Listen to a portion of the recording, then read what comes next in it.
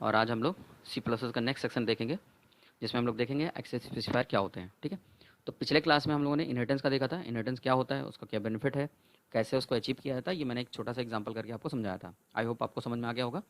अब आगे के जब तक एक्सेस स्पेसिफायर जब हम लोग समझेंगे तो हमको समझ में आएगा कि इनहेरिटेंस बेनिफिट कैसे यूज किया जा सकता है, क्योंकि उसमें एक्सेस स्पेसिफायर का यूज होता है। ठीक है, चलिए तो स्टार्ट करते हैं। एक्सेस स्पेसिफायर अगर बात करें तो जैसा कि नाम समझ में आ रहा है, एक्सेस स्पेसिफायर। एक्सेस मतलब यूज़ करने का, स्पेसिफायर मतलब स्पेसिफाई करता है कहाँ तक आप किसी चीज़ को यूज़ कर सकते हैं। क्वेश्चन बनता है कि किस चीज़ को यूज़ कर सकते हैं। तो मैं कहूँगा कि किसी क्लास के अंदर वेरिएबल्स और मेथड्स होते हैं, तो उसका स्कोप डिसाइड करता है कौन, एक्सेस स्पेसिफायर। यानी एक्सेस स्पेसिफायर क्या बताता है कि किसी भी वेरिएबल, किसी भी मेथड को हम कहाँ तक एक्सेस कर सकते हैं, किस जगह तक ये विजिबल होगा, उसकी विजिबिलिटी क्या होगी, उसकी सिक्योरिटी क्या होगी, ये डिसाइड कौन करता है, एक्सेस स्पेसिफायर। ठीक है, एक्सेस स्पेसिफायर में ध्यान रखने वाली बात यह है कि जावा में 4 हैं, बट सी प्लस की अगर हम लोग पढ़ रहे हैं तो सी प्लस में कितने हैं, 3 तरीके दिए गए। दूसरी बात ध्यान रखने वाली बात यह है कि एक्सेस स्पेसिफायर विजिबिलिटी के साथ साथ सिक्योरिटी भी डिसाइड करता है। ठीक है, यानी सिक्योरिटी, डेटा का सिक्योर कितनी दूर तक होगा। ठीक है, तो सबसे पहले अगर बात करें तो 3 वैल्यूज दी गई इसमें। एक है प्राइवेट, दूसरा है प्रोटेक्टेड, तीसरा है पब्लिक। ठीक है, तो प्राइवेट की अगर हम बात करें, प्राइवेट की, तो प्राइवेट में सबसे पहला ध्यान रखने वाली बात है कि अगर आप कोई भी स्पेसिफायर नहीं देते हैं तो बाय डिफ़ॉल्ट प्राइवेट ही होता है। इसका मतलब ये डिफ़ॉल्ट होता है। ठीक है, सी प्लस में डिफ़ॉल्ट होता है कौन, प्राइवेट। यानी अगर हम कोई भी एक्सेस स्पेसिफायर नहीं लगाते हैं तो बाय डिफ़ॉल्ट क्लास के अंदर कोई भी वेरिएबल या मेथड कैसा होगा, प्राइवेट होगा। ये हम लोग पहले भी पढ़ चुके हैं। ठीक है, प्राइवेट के बारे में ध्यान रखने वाली बात यह है कि प्राइवेट जो भी मेथड्स होते हैं या वेरिएबल्स होते हैं वो केवल उस क्लास के अंदर ही यूज हो सकते हैं। यानी वो किसी भी तरीके से दूसरे क्लास में यूज नहीं होंगे। चाहे आप इनहेरिट करके यूज़ करिए, चाहे ऑब्जेक्ट बना के यूज़ करिए, वो मेंबर्स बस उसी क्लास के मेथड्स ही एक्सेस कर सकते हैं, बाहर कहीं भी एक्सेस नहीं होगा। ठीक है, लेकिन जब प्रोटेक्टेड की बात करते हैं तो प्रोटेक्टेड थोड़ा सा लेवल ज़्यादा देता है, यानी विजिबिलिटी ये बढ़ा देता है। विजिबिलिटी क्या होगा, विद इन द क्लास तो यूज होगा ही होगा, साथ ही साथ जिस क्लास से वो इनहेरिट हो रहा है, जिस क्लास में वो इनहेरिट किया गया है, यानी उसका जो चाइल्ड क्लास होगा उसके अंदर भी एक्सेस किया जा सकता है। तीसरा आता है पब्लिक। पब्लिक के साथ क्या है कि पब्लिक कहीं भी एक्सेस कर जा सकता है, सेम क्लास में, एक्सटर्नल क्लास में यानी चाइल्ड क्लास में भी, और बिना किसी अनदर क्लास में यानी बिना इनहेरिट किए हुए भी हम ऑब्जेक्ट बना के एक्सेस कर सकते हैं। ठीक है, तो तीनों तरीके, तो यानी सबसे ज़्यादा विजिबिलिटी किस में हुई, पब्लिक में, उसके बाद प्रोटेक्टेड में, उसके बाद प्राइवेट में। यानी सबसे सिक्योर कौन होगा, प्राइवेट, सबसे सबसे कम पब्लिक। ठीक है, इसको समझने के लिए हमने यहाँ पर एक चार्ट बनाया। इस चार्ट को आप लोग नोट्स में बना लीजिएगा, बहुत ही इंपॉर्टेंट है कि हम इसको यूज़ कैसे करते हैं। तो सबसे पहले देखिए, यहाँ एक्सेस स्पेसिफायर है, दूसरा है पब्लिक, तीसरा है प्रोटेक्टेड, चौथा है प्राइवेट। मैंने ये लिखा है, और चार्ट में क्या लिखा है, विद इन द क्लास। यानी विद इन द क्लास यानी एक सेम क्लास के अंदर कौन यूज होगा, पब्लिक भी यूज हो सकता है, प्रोटेक्टेड भी यूज हो सकता है, और प्राइवेट भी। यानी प्राइवेट, पब्लिक, प्रोटेक्टेड तीनों सेम क्लास में यूज होंगे।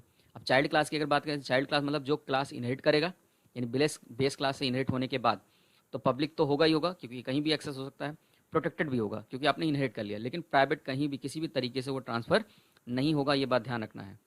ठीक है, अगला आता है एक्सटर्नल क्लास। एक्सटर्नल क्लास मतलब आउटसाइड ऑफ द क्लास।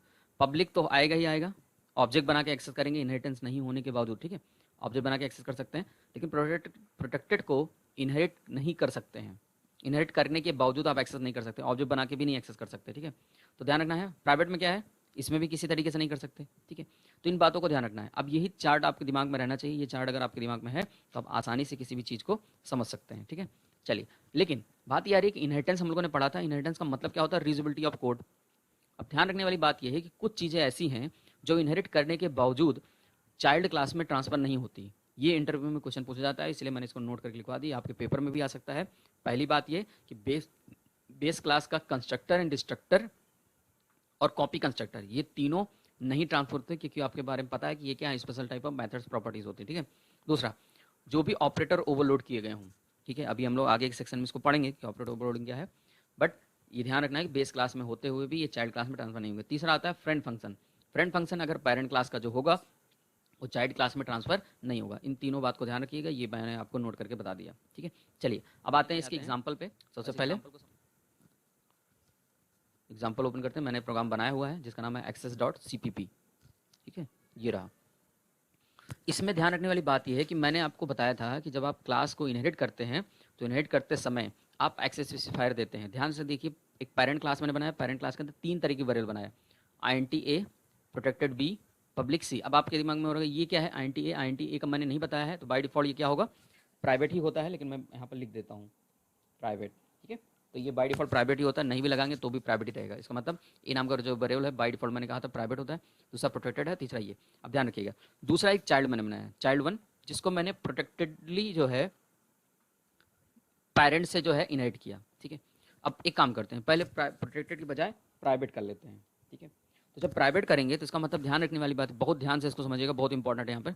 जब आप इसको प्राइवेटली एक्सेस करते हैं पेरेंट को, तो पेरेंट के सारे जो भी मेथड्स के जो भी प्रॉपर्टीज़ के अंदर आएंगी वो सारी की सारी अपने आप प्राइवेट हो जाएंगी, किसके अंदर, चाइल्ड वन के अंदर।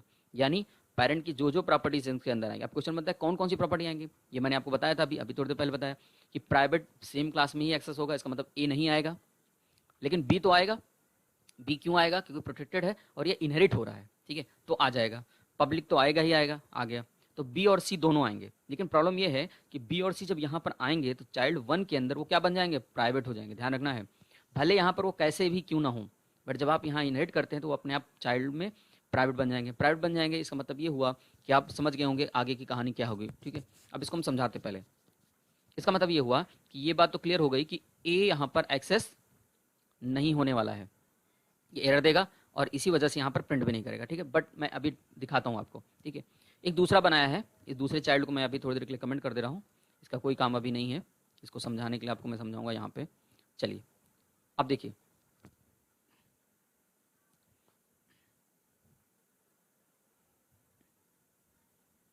ये हमने कमेंट कर दिया।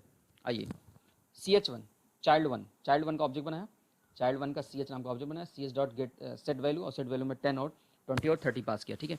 10 20 30 जाएगा तो ये इस मेथड में आएगा, तीनों वैल्यू एक्स और वाई में आ गया। अब देखना ये है कि ए और बी और सी तीनों में से कौन कौन एक्सेस हो सकते हैं, ठीक है। तो देखिएगा अभी ये आपको भी समझ में आ रहा होगा कि ये देगा एरर, ठीक है, एरर देना चाहिए। चलिए देखते हैं कहाँ से एरर आएगा।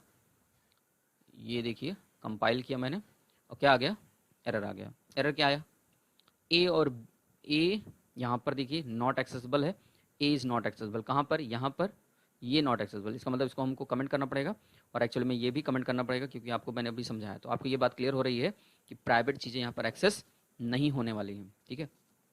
दूसरा, अब जरा देखते हैं, अगर हम अब रन कराते हैं तो क्या रन होता है। चलिए देखिए, एरर नहीं होनी चाहिए, आउटपुट आएगा और 10 और 20, देखिए 20 और 30, बी की वैल्यू 20 और सी की वैल्यू 30 है, ए नहीं आया, ठीक है। लेकिन अभी जब आपने इसको प्राइवेट कर दिया तो मैंने आपको क्या समझाया था कि इसके अंदर आते ही ये प्राइवेट हो जाते हैं। इसके बाद चाइल्ड वन के अंदर बी और सी कैसे हो गए, प्राइवेट।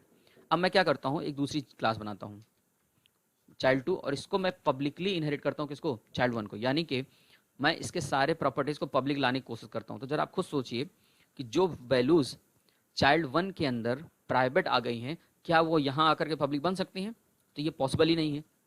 अभी देखिएगा यहाँ पर भी बी और सी को मैं इनहेरिट करने की कोशिश कर रहा हूँ, बी और सी, क्योंकि ये तो पता है नहीं आएगा, बी और सी को एक्सेस करने की कोशिश कर रहा हूँ, ठीक है। चलिए देखिएगा, अभी जैसे ही मैं ये काम करने की कोशिश करूँगा तो यहाँ पर भी एरर आनी चाहिए, भी आपको समझ में आ जाएगा, और एरर क्या होगी वो आपको क्लियर हो जाएगा।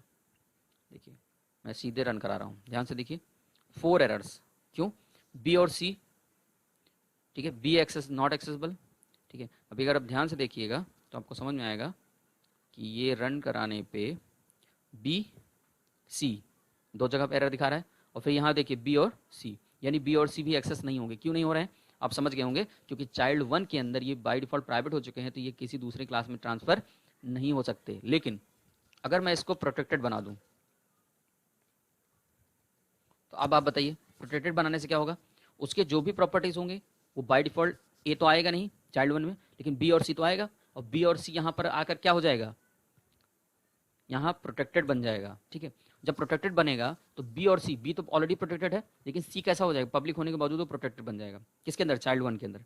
बट जैसे ही चाइल्ड टू में ये इनहेरिट किया जाएगा तो भले मैं इसको पब्लिकली कर क्यों लूँ, सारी की सारी प्रॉपर्टीज़ केवल प्रोटेक्टेड फॉर्म में ही आएंगी, पब्लिक नहीं बनेंगी। इसका मतलब ये हुआ कि चाइल्ड टू में जो बी और सी ट्रांसफ़र तो होगा, लेकिन किस फॉर्म में, प्रोटेक्टेड फॉर्म में। आप भले यहाँ पब्लिक लगाने से लगा दीजिए, इसका मतलब अगर हम चाइल्ड थ्री बनाएं तो थ्री में वो जो बी और सी होगा वो प्रोटेक्टेड फॉर्म में ही जाएगा, पब्लिक फॉर्म में नहीं जाएगा, ठीक है।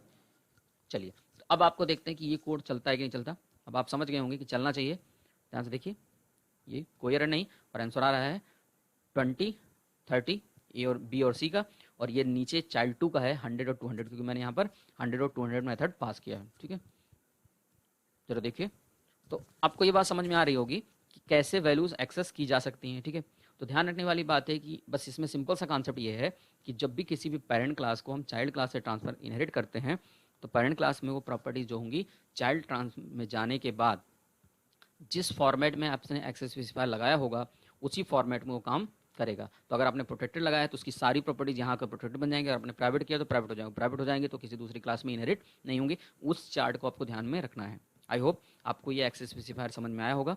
अगर आपको नहीं समझ में आया होगा तो आप कमेंट बॉक्स में अपना क्वेश्चन पुटअप कर सकते हैं। ठीक है, थैंक्स फॉर वॉचिंग।